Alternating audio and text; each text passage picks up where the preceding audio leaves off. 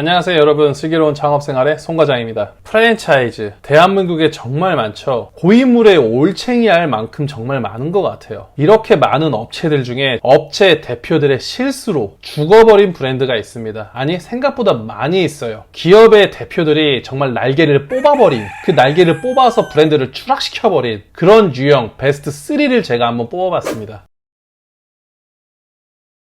3위입니다. 바로 호식이 형이 만든 브랜드, 호식이 두마리 치킨입니다. 호식이 두마리 치킨이 얼마 안 된 브랜드라고 생각하시는 분들이 많은데, 호식이 두마리 치킨은 2000년도 초에 가맹본부가 설립된 생각보다 오래된 그런 기업이에요. 이 기업의 창업주 이름이 바로 최호식 대표입니다. 그래서 호식이 두마리 치킨인 거예요. 브랜드 출원 이후 2013년에는 대한민국 최다 지인이 운영하는 브랜드라고 등재될 만큼 가맹점주들의 만족도가 아주 높은 브랜드였어요.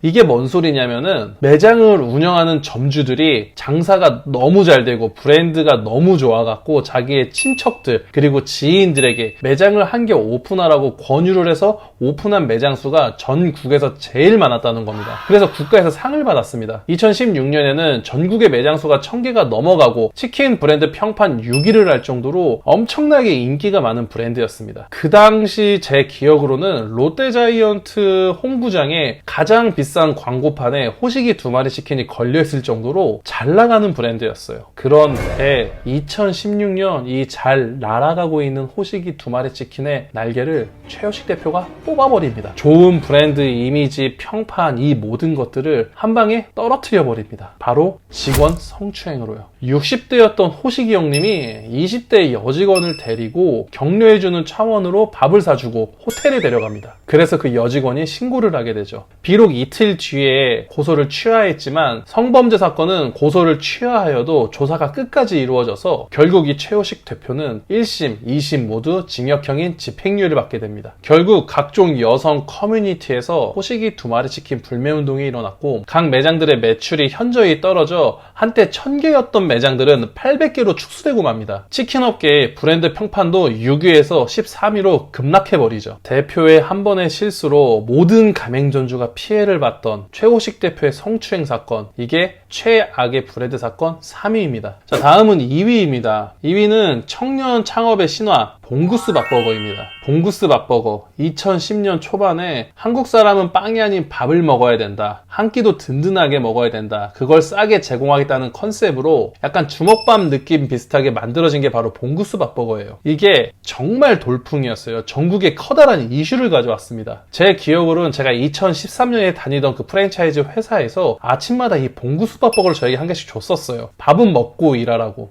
지금 생각해보면 진짜 좋은 회사였네요. 아무튼 학생들이 많은 학원가나 직장인들이 많은 오피스에 돌풍적인 이슈를 몰고 와서 순식간에 전국의 매장을 1000개까지 늘려버립니다. 이렇게 엄청난 돌풍을 가지고 왔던 봉구스 밥버거, 이 브랜드도 대표가 날개를 뽑아버리는 사건이 발생하죠. 때는 바야흐로 2017년, 어린 나이에 1000개의 매장이 넘는 브랜드의 대표가 되어버린 청년 창업의 신화 오세린 대표.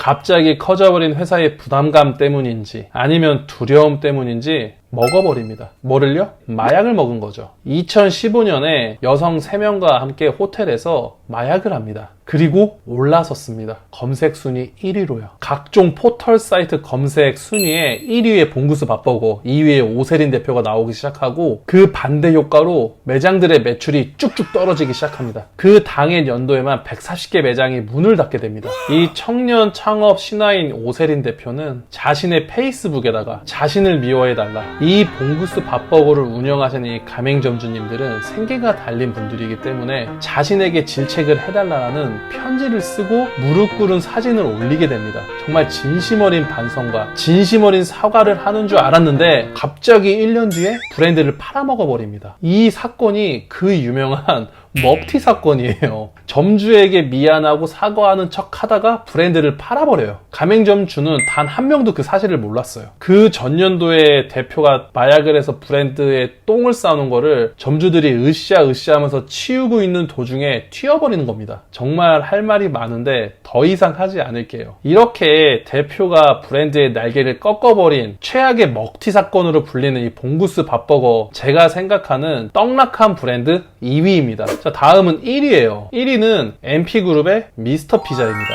미스터 피자 정말 엄청난 브랜드였어요. 한국의 피자헛, 도미노 피자 뭐 여러 가지 브랜드가 있는데 독보적인 1위 브랜드가 미스터 피자였습니다. 미스터 피자는 몰라도 샐러드 바는 알 정도였습니다. 이 미스터 피자, 대한민국 대표 브랜드였던 것만큼 역시 갑질도 대표였습니다. 치즈 통행세, 자신들이 납품받는 피자 치즈의 가격이 타사보다 훨씬 높다는 걸 느낀 가맹점주들이 확인을 해보니까 중간업체가 끼어서 피자 치즈의 단가를 올리고 있던 거였어요. 근데 이 업체가 미스터 피자 대표의 친인척이 운영하던 업체였던 겁니다. 결국 가맹점주 협의회 회장이 본사에 정식으로 이의를 제기했더니 그 가맹점주 바로 옆에 직영 매장을 오픈을 해서 갑질을 해버립니다. 보복 출점을 해버린 거죠. 가맹점을 아주 그냥 분해시켜버린 겁니다. 정말 쓰레기 같은, 정말 멍멍이 같은 짓을 해버린 거예요. 결국 힘없이 당하던 그 가맹점주님은 스스로 목숨을 끊고 맙니다. 최악이에요. 정말 최악의 사건이 일어나버린 겁니다.